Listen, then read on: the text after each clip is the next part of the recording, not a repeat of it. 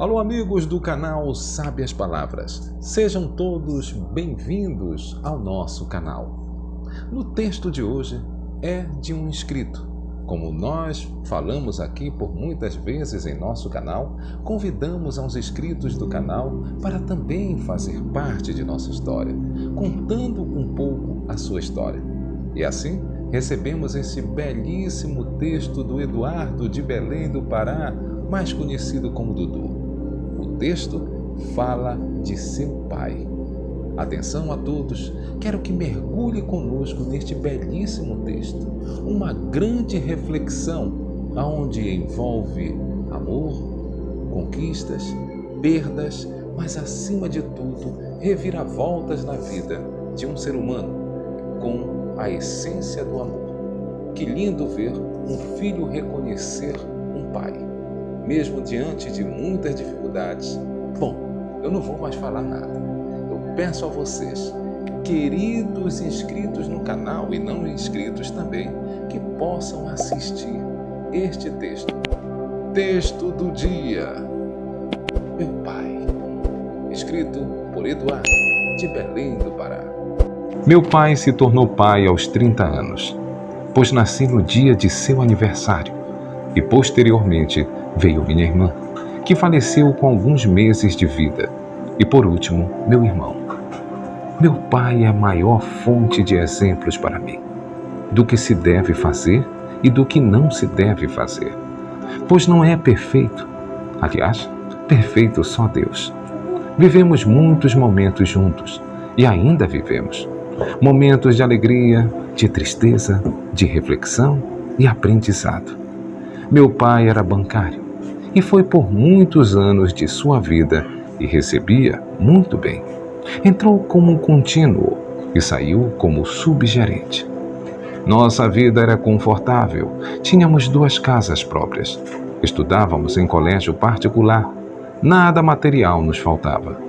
Mas meu pai era muito farrista e, como trabalhava muito, costumava passar o final de semana em festas e só voltava para casa no final do domingo.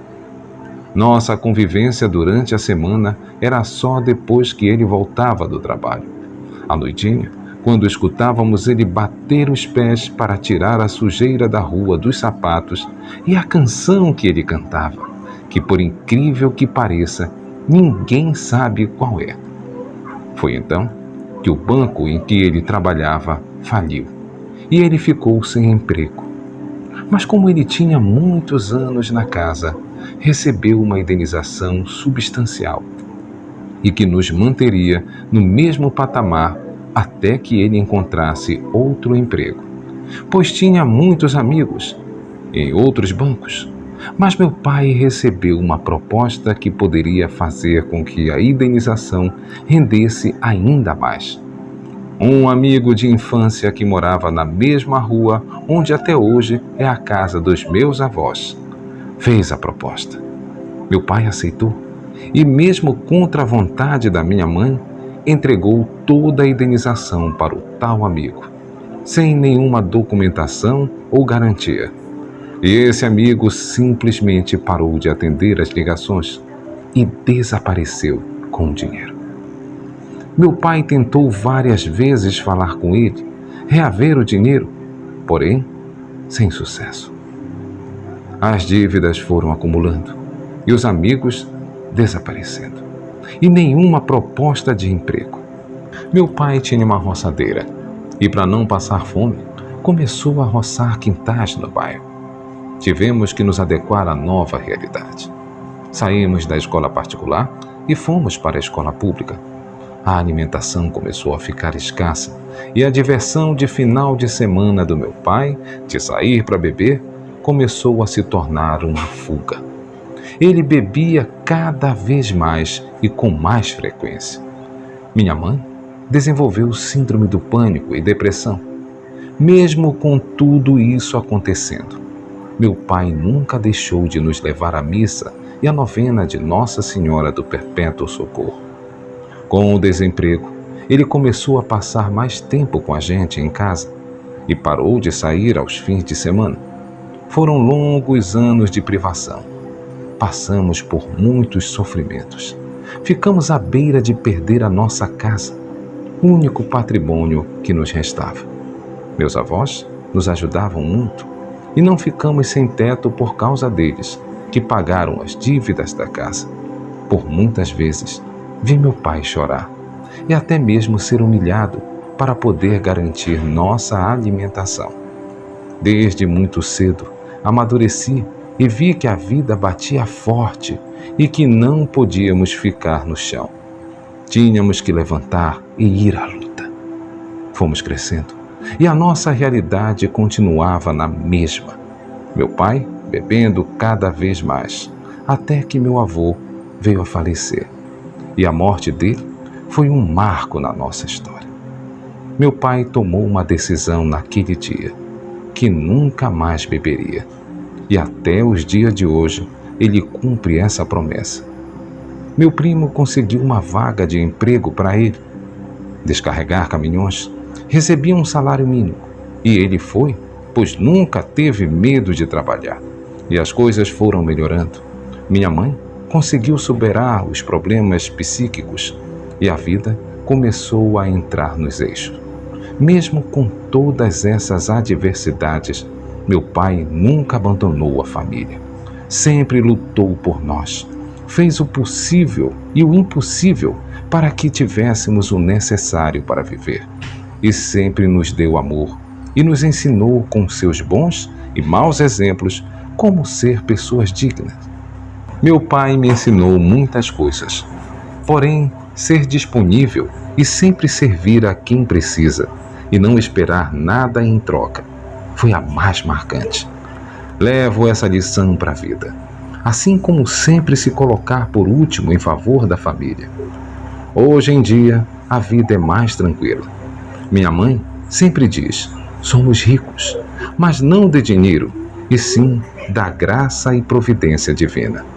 E meu pai nunca deixou de cantarolar a canção que ninguém sabe qual é, até os dias de hoje. E aí, pessoal, gostaram do texto? Que texto bonito! Que palavras foram colocadas, cheias de muitos sentimentos para contar a história de seu pai. Uma alegria que recebemos o Eduardo e agradecemos muito por ele ter participado conosco, de ter contado parte da sua história. Uma história emocionante. Todos que sabem o que é a essência da família. E é muito importante entender que em nossas vidas são esses desafios.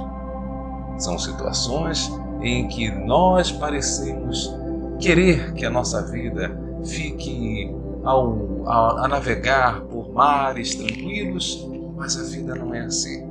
E diante das intempéries, diante das dificuldades, diante das vicissitudes que a vida dá, o reconhecimento. O reconhecimento a um pai.